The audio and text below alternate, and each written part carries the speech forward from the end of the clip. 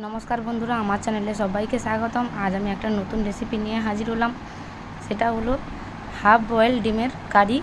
तो आपनारा स्किप ना करे पुरोटा देखते थाकबेन, अवश्यई आपनादेर भालो लागबे। आमार एई रेसिपिटा यदि आपनादेर भालो लेगे थाके अवश्यई लाइक कमेंट शेयर एबं सबस्क्राइब करार अनुरोध रइल।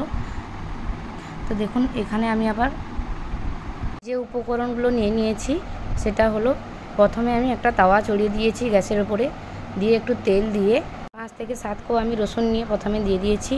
देওয়ার পরে এবারে পেঁয়াজগুলো দিয়ে আমি ভালো করে ভাজা মশলাটার মতো বানিয়ে নেব। দেখুন এখানে আমি ভাজা ভাজা করে নেব পেঁয়াজগুলোকে। এরপর দিয়ে দিচ্ছি কাজুটাকে ভালো করে আমি এর সঙ্গে ভেজে নেব। ভেজে নেওয়ার পরে একটু এর লালচে কালার হয়ে এসেছে। এরপর আমি এটা মিক্সচারে আমি পেস্ট করে নেব। এরপর আমি আবারও তাওয়াতে চলে এসেছি।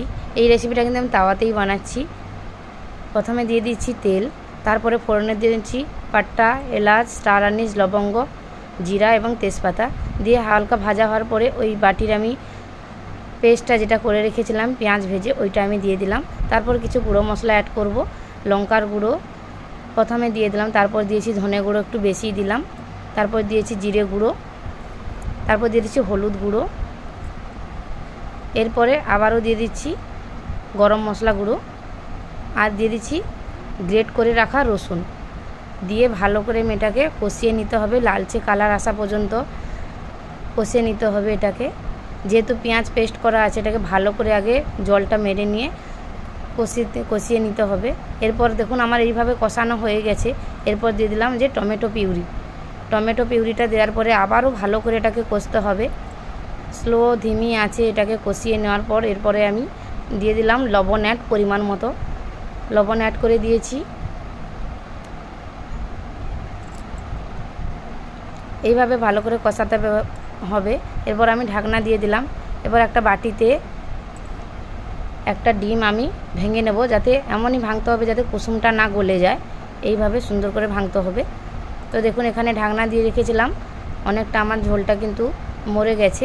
এরপর আমি এটাকে ভালো করে তেল বেরানো পর্যন্ত এটাকে ভালো করে আমি মিশিয়ে নেব।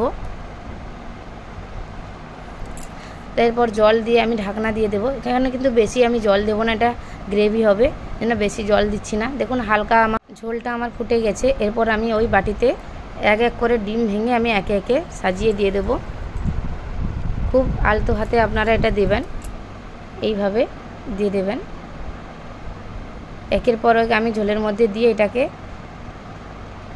10 মিনিটের জন্য ঢাকা দিয়ে আমি রেখে দেবো ধিমি আঁচে। এরপর দেখুন আমি 10 মিনিট পরে ফিরে এসেছি ধিমি আঁচে।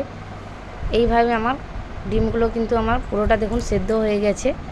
এরপর উপর থেকে কাঁচা লঙ্কা ছড়িয়ে দিচ্ছি, ধনেপাতা ছড়িয়ে দিলাম, দিয়ে রেসিপিটা এবারে সার্ভ করার পালা। দেখুন আমি নিয়ে নিচ্ছি। কি সুন্দর হয়েছে রেসিপিটা, আপনাদের অবশ্যই ভালো লাগবে। একবার হলে একবার ট্রাই করেন। ফিরছি পরবর্তী রেসিপি নিয়ে। Thank you so much.